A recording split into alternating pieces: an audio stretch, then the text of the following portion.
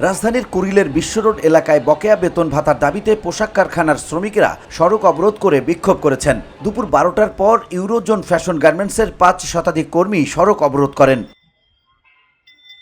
এই ঘটনায় বিশ্ব রোড এলাকার ওই সড়ক এবং আশপাশের সড়কগুলোতে যান চলাচল স্থবির হয়ে পড়েছে। এতে বিপাকে পড়েছে ওই সড়কে চলাচল করা সাধারণ মানুষ। গাড়ি দীর্ঘ সময় আটকে থাকায় অনেকে নেমে বিকল্প উপায়ে গন্তব্যে রওনা হচ্ছেন, আবার কেউ কেউ হেঁটেই যাচ্ছেন গন্তব্যে। পরিস্থিতি নিয়ন্ত্রণে ঘটনাস্থলে রয়েছে পুলিশ সদস্যরা।